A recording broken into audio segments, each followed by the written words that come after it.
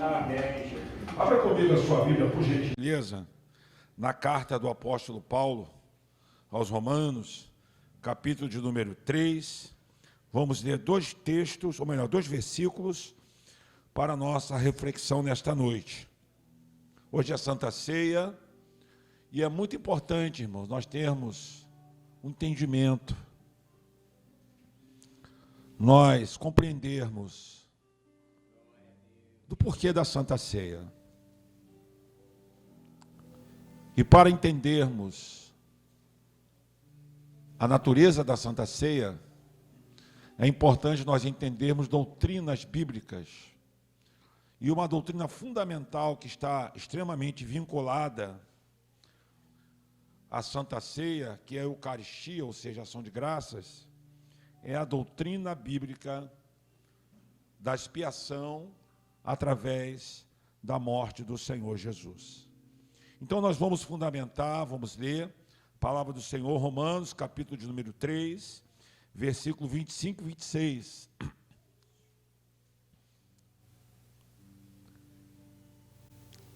Louvado seja Deus. Todos acharam? Diz assim a palavra de Deus: o qual Deus propôs para a propiciação pela fé no seu sangue, para demonstrar sua justiça pela remissão dos pecados dantes cometidos sob a paciência de Deus, para a demonstração da sua justiça nesse tempo presente, para que ele seja justo e justificador daquele que tem fé em Jesus. Podeis tomar assento, por gentileza? Então, hoje nós vamos pensar, nós vamos refletir. O primeiro culto, como nós falamos, o cardápio é o mesmo, mas o sabor pode ser diferente. A mensagem é a mesma, mas o cardápio pode ser diferente, o sabor pode ser diferente. Então, preste atenção, a doutrina bíblica da expiação, através da morte e da ressurreição de Cristo. Porque, irmãos, a ressurreição do Senhor, ela autentica, ela confirma, ela ratifica, ela corrobora, ela concretiza aquilo que o Senhor Jesus realizou por nós na cruz do Calvário. Então preste bem atenção, o apóstolo Paulo aqui está mostrando claramente que a nossa justificação se dá através da expiação. Através da expiação. Eu quero pedir às crianças, por favor, que sentem nesse terceiro banco ali, ó, por favor, as crianças, tá? Para deixar os nossos irmãos livres aqui. Por favor, senta ali, Maria, no terceiro banco, por favor. Tá? Glória a Deus. Faz essa gentileza. Obrigado. Amém. Que bom que vocês são obedientes. Glória a Deus por isso. Né? Graças a Deus, né? Então, preste bem atenção, irmãos. Preste bem atenção.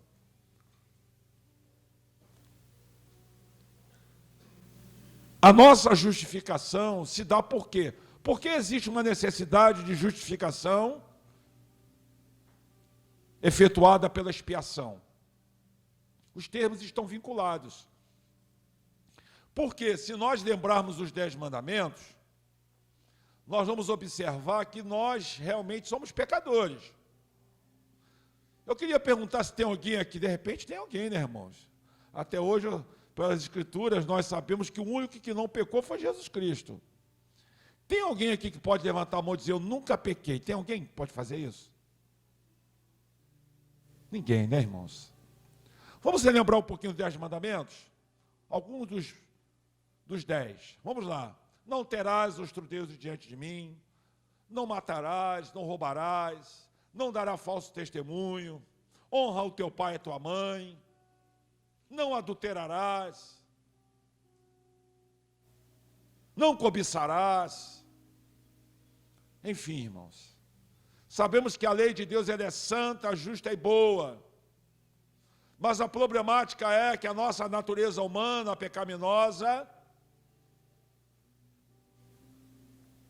ela nos induziu a quebrar a lei de Deus. E uma vez quebrando o mandamento, uma vez pecando contra o Senhor, nós nos tornamos culpados. E na condição de culpados, sabemos que naquele grande dia, o justo juiz estará imputando ou aplicando a justa punição para quem merece. Então, logo, meus amados irmãos, o que nós merecemos, por mérito, por isso que a salvação não é por mérito, é por graça. Você pode glorificar a Deus que a salvação é pela graça de Deus. Por mérito, nós merecemos a condenação. Estava pregando para um cidadão, acho que foi ontem, estava falando com ele o seguinte: você imagine hoje, irmãos, um camarada que é presidiário. Olha o complicador da situação. Em aglomeração, com medo de repente amanhecer morto, porque às vezes tem aquelas brigas lá de cadeia, podendo ser infectado com as mais diversas doenças. Olha que coisa triste, perder a liberdade ainda na iminência de morrer de Covid-19. Agora imagine uma pessoa que passa 5, 10, 15, 20, inclusive o Bolsonaro aumentou a pena para 40 anos, a pena máxima, que era de 30. Foi sancionada, agora é 40. No Brasil não tem prisão perpétua. Mas uma pessoa que tem 30, 40 anos, que passa 40 anos, passou a vida lá dentro. Agora o pior não é isso, irmãos. O pior é quando a pessoa morre sem Jesus e vai receber a sentença de passar a eternidade na masmorra eterna, na condenação eterna, no fogo do inferno. Porque o ser humano que transgride a lei de Deus e não recebe o perdão de Deus, vai passar lá, irmão, a verdade é essa. Mas glória a Deus. João 3,16, vamos dizer junto comigo? 1, 2, 3 e já. Porque Deus amou o mundo de tal maneira que deu seu Filho unigênito, para que todo aquele que nele crê não pereça, mas tenha a vida eterna. Oh, irmãos, o nosso Deus, por nos amar, Ele entrega o seu Filho Jesus Cristo para efetuar uma eterna redenção, que na verdade foi a expiação. Então presta atenção, a palavra expiação, que vem do hebraico, significa literalmente, preste bem atenção, cobrir. E essa palavra, ela é traduzida por fazer expiação, ou seja, purificar,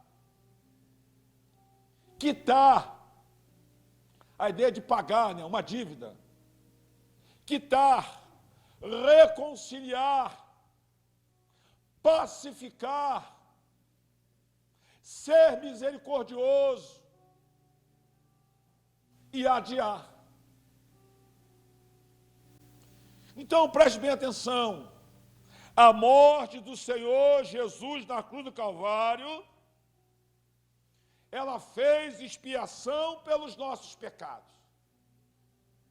Então, a morte de Jesus pacificou, ou seja, aplacou a ira divina.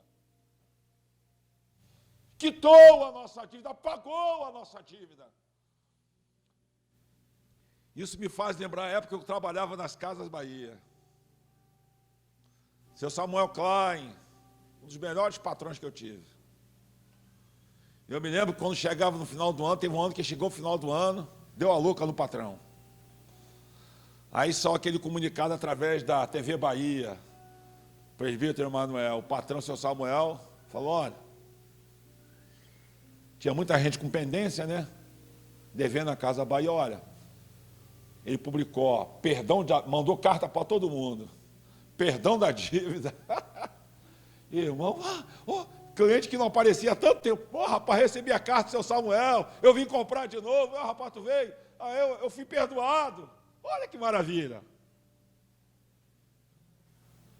Foi quitada a dívida, porque o patrão decidiu perdoar. E aí, irmão? Por isso que a palavra de Deus diz que nenhuma condenação há para aqueles que estão em Cristo Jesus. Você pode dar glória a Deus por isso? Que nenhuma condenação há. Então a nossa dívida, ela foi quitada. Agora, o que realmente podemos aprender com as Santas Escrituras acerca dessa doutrina bíblica? Então vejamos, irmão, não dá para a gente entrar muito fundo, porque o tempo, já foi embora. Mas vejamos então, irmãos, a natureza da expiação. Vamos ver, essas palavras já nos dão uma ideia, mas é necessário que nós nos aprofundemos mais no significado. Por quê? Porque quando nós entendemos isso, irmão, nós passamos a valorizar a Santa Ceia. Das duas, uma. O crente que não prioriza a Santa Ceia, ou ele não entendeu, ou ele está desviado no coração. Porque se uma pessoa sabe que tem Santa Ceia do Senhor e dá prioridade a outras coisas, vai para festinha, vai para não sei o quê, para tal lugar, irmãos, olha, ou está desviado no coração, ou não entendeu isso. Porque Jesus disse, fazer isso em memória de mim. E se ele disse para fazer, porque tem razão. E se ele tem razão, porque eu tenho significado. E se tem um significado, porque alguma coisa de muito boa ele fez por mim e por você. Porque a palavra de Deus diz, provai e vede que o Senhor é bom. Você concorda comigo que Jesus é bom? Dá glória a Deus aí. Ele é bom, irmão. Aleluia! Então, vamos ver aqui então a natureza dessa doutrina. Qual o significado, qual a ideia que ela nos traz? Em primeiro lugar, ela dá a ideia de propiciação. A palavra propiciação, que vem da ideia de propiciatório. Essa palavra latina, própria, significa perto de. Ela nos torna favorável ao Criador. Isso nos faz lembrar, como diz o texto aqui, versículo 25, do qual Deus propôs para a propiciação pela fé no seu sangue.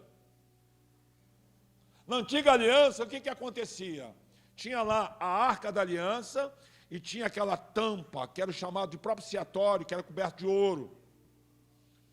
O que fazia expiação? Quando o sacerdote, ele imolava o animal, ele matava o animal, e ali ele espargia o sangue do animal, do cordeiro sem mácula, e ali era feita a cobertura, ali era feita a expiação, ou seja, a ira do Criador era aplacado. Então preste atenção, essa palavra, ela nos torna favorável ao Criador. Aquele que estava na condição de desfavorável, agora ele recebeu a condição de ter acesso à santidade divina. Você pode dar glória a Deus, porque hoje nós podemos estar na presença de Deus. É porque Jesus, ele fez a propiciação. Porque, irmãos, a palavra de Deus diz que todos pecaram e carecem da glória de Deus. O homem, quando pecou lá no Jardim do Éden, ele perdeu a comunhão do seu Criador. Mas por essa graça, por esse favor não merecido, ele se aproximou de mim e de você. Por isso que nós podemos nos alegrar. É por isso que quando nós adoramos, o nosso espírito se alegra. Oh, aleluia! É por isso que nós podemos, irmãos, entrar na presença de Deus, porque o véu do templo foi rasgado e agora nós podemos adorar. Quando vieram adorar o nosso Deus, deu glória a Deus.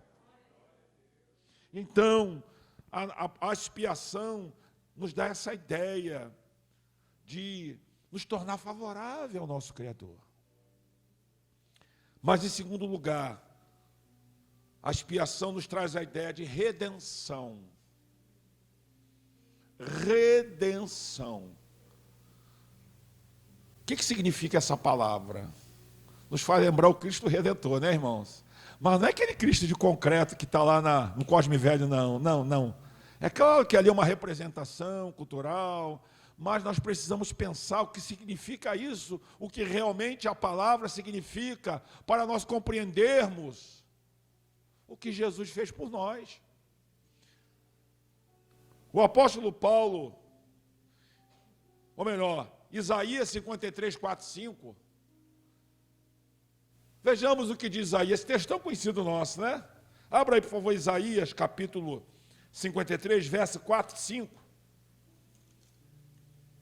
Inclusive, você quer ver você contestar um judeu ortodoxo que diz que Jesus não é o Messias? Leva ele para Isaías 53, que ele fica sem. Porque Isaías profetizou que o Cristo, o Messias, ele antes de vir como aquele que vai julgar os vivos e os mortos, antes de reinar nesse mundo, primeiro ele viria como servo sofredor. Por isso que hoje, meus amados irmãos, nós podemos, porque, diz aqui o texto, preste atenção, isso pode mudar a vida dos irmãos, se vocês crerem nisso, mudar a história de vocês. Aleluia. Olha o que diz aqui o versículo 4. Verdadeiramente ele tomou sobre si as nossas enfermidades e as nossas dores levou sobre si, e nós o reputamos por aflito, ferido de Deus e oprimido. Mas ele foi ferido pelas nossas transgressões e moído pelas nossas iniquidades. O castigo que nos traz a paz estava sobre ele, e pelas suas chagas e pelas suas pisaduras nós fomos sarados. Então, aqui Isaías está dizendo que o Cordeiro de Deus, foi por isso que João Batista, ele disse no batismo de Jesus, eis aí o Cordeiro de Deus que tira o pecado do mundo. Porque na verdade, irmãos, Jesus morreu no nosso lugar. É isso que o apóstolo Paulo, nós temos tantas referências, mas o tempo é curto, não dá para a gente ir tão fundo, né? Mas, 2 Coríntios 5, 21, veja o que o apóstolo Paulo, ele fala acerca dessa ideia de ou seja, de substituição. Substituição, ou seja, alguém morre no lugar de alguém. Porque na antiguidade era assim, o pecador penitente que reconhecia o seu pecado e que estava arrependido, o que ele fazia? Ele pegava um animal sem culpa, um animal perfeito, levava para o sacerdote, e o sacerdote dizia, você está arrependido? Eu estou. Então coloca a mão na cabeça do animal, e ali ele transferia a culpa para aquele animal. E aquele animal, quando era sacrificado, ele substituía.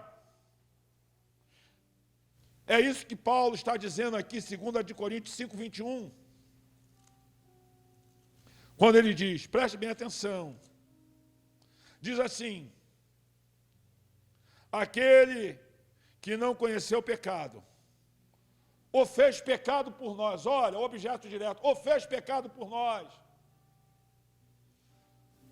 para que nele fôssemos feito justiça de Deus. Você pode dar uma glória a Deus porque Jesus morreu no teu e no meu lugar? Oh, aleluia! Ele nos substituiu, meus irmãos. Quem merecia aquela coroa de espinho não era ele, era eu e você. Quem merecia o prego nas mãos, o prego nos pés, na verdade nós merecíamos a condenação eterna do inferno. Mas ele morreu no meu e no teu lugar. Aleluia! E diz a palavra de Deus que ele, ao morrer no nosso lugar, ele efetuou uma eterna redenção. Você pode dar glória a Deus por isso, irmãos? É por isso que nós estamos aqui. Mas a expiação, que significa, lembramos as palavras, purificar, quitar, pacificar, adiar. Ela também nos dá uma ideia, nos traz a ideia de redenção. Redenção. Redenção. Ou seja, primeiro substituição, porque ele morreu no nosso lugar. Mas redenção, que tem a ver com a questão de redimir, significa justamente que ele pagou um alto preço por nós. Quem lembra daquele hino antigo que diz assim: sei que foi pago um alto preço. Antigo, né, irmã Joana? Lá dos 30, 40 anos atrás. Lindo, lindo. Para que eu fosse contigo, meu irmão. Quando Jesus derramou sua vida, ele pensava em ti, ele pensava em mim, pensava em nós. Por isso, meus irmãos, que na família de Deus não tem essa, pode ser nordestino, pode ser carioca, pode ser mineiro, pode ser asiático, pode ser irmãos aí, pode ser de esquerda, pode ser de direita, pode ser de centro, não importa. O importante pode ser pobre, pode ser rico, todos nós somos irmãos em Cristo Jesus, porque alguém nos comprou, aleluia! Ou seja, aleluia, comprado por um bom preço.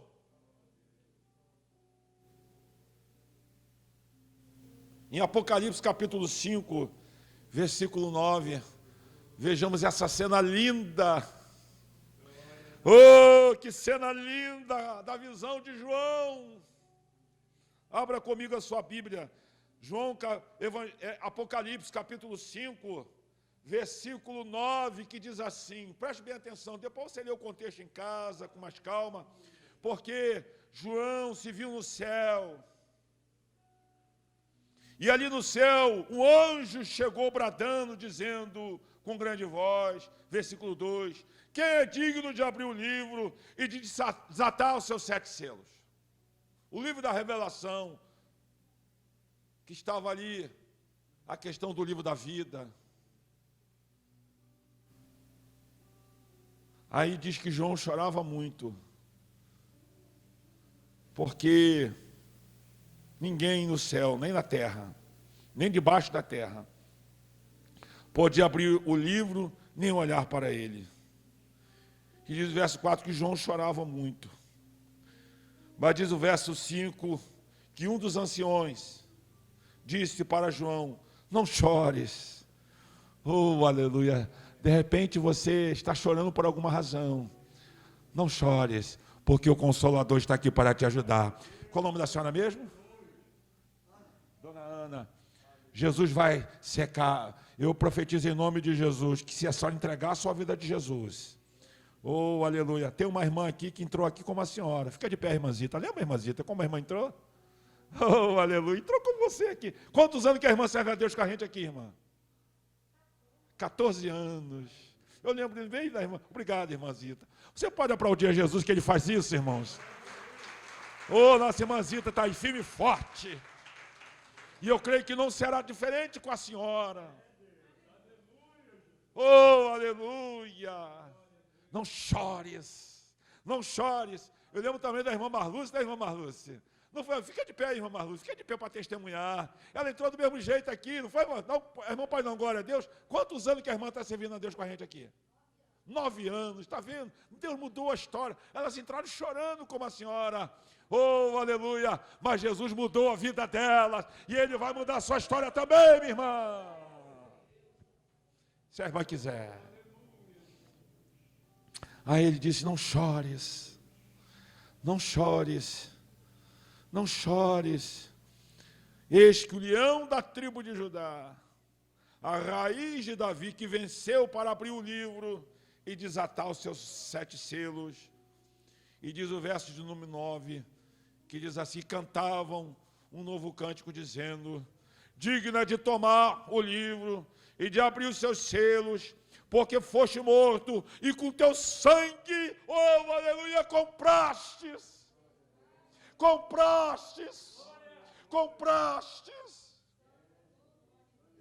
para Deus homens de todas as tribos, línguas, povos e nação. Ah, meus amados irmãos, não foi com prata, não foi com dólar, não foi com ouro, não foi com cruzeiro, não foi com libra, não foi com qualquer outra moeda, mas foi com o sangue de Jesus Cristo. Foi com o sangue de Jesus Cristo que eu e você fomos comprados pela sua graça. Você pode levantar a sua mão direita comigo e glorifica o nome dele, aleluia!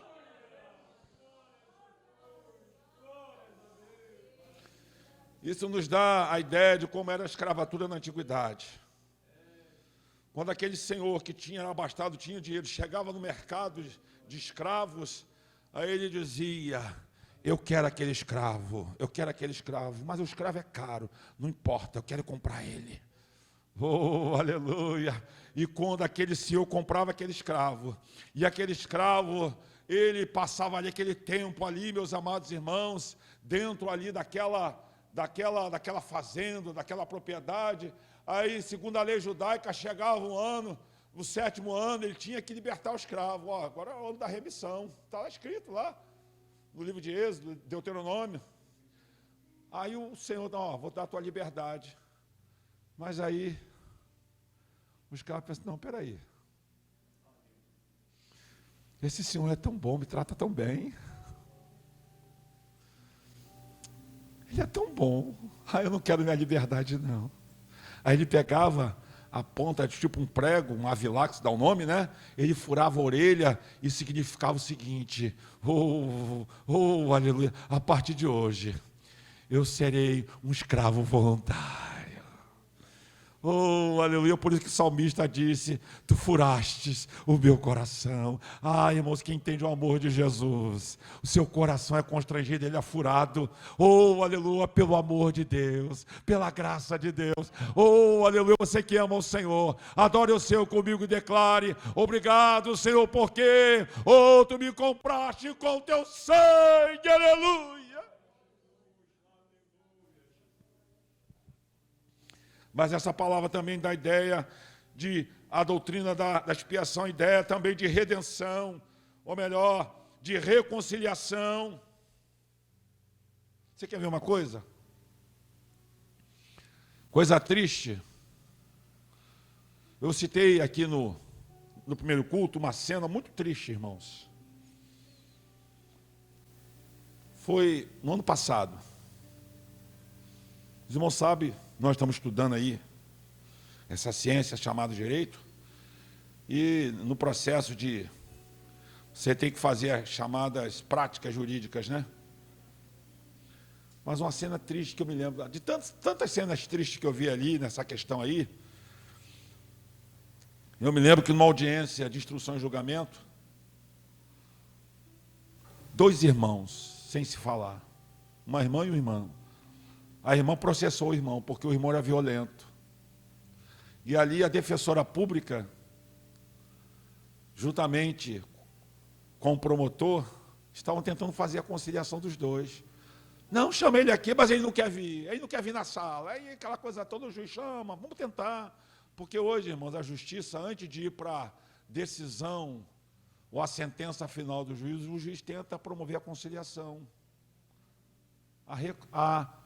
A chamada mediação, para tentar resolver antes de o juiz ter que decidir, né, se vai punir, se não vai.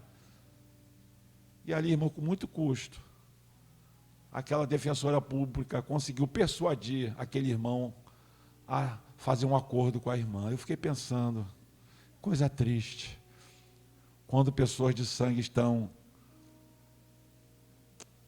em conflito, são inimigos. Que coisa triste, né, irmã? Inimizade dentro de casa. Às vezes tem esse casal que não se fala, irmãos de igreja que não se falam. Tem misericórdia, Jesus. Irmão de sangue que não se fala. Às vezes sabemos que uma parte, ela não é a parte culpada, a outra que quer. Então é complicado isso. Mas em relação a Deus, irmãos, nós éramos inimigos. Nós éramos inimigos do Senhor por causa dos nossos pecados. Mas Jesus, o nosso irmão mais velho, ele fez a mediação, ele fez a reconciliação. Oh, aleluia! Porque quando ele morre na cruz do Calvário por mim e por você, aleluia! Ele nos reconcilia com o nosso Criador. Foi por isso que o apóstolo Paulo, escrevendo em 2 de Coríntios 5, 18 e 19. Vamos ler para concluirmos essa mensagem. Ele diz assim, versículo 18, e tudo isso provém de Deus, que nos reconciliou consigo mesmo por Jesus Cristo e nos deu o ministério da reconciliação. Isto é, Deus estava em Cristo reconciliando consigo o mundo, não lhes imputando os seus pecados, e nos pôs a palavra da reconciliação. Você pode dar glória a Deus porque você foi reconciliado com o Senhor? Portanto, meus irmãos, a conclusão que nós chegamos nessa noite é que a Santa Ceia é uma festa onde nós celebramos isso. Onde nós celebramos a morte e a ressurreição do Senhor. Porque, irmãos, qual o resultado disso? Qual o resultado de tudo isso em nossas vidas?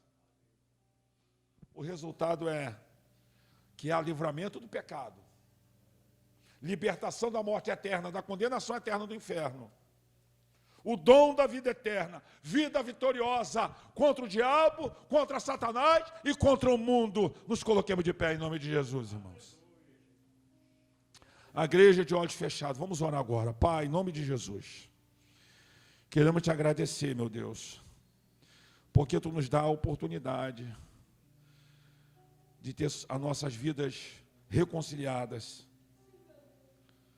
perdoadas, transformadas, reconciliadas por Ti, Senhor.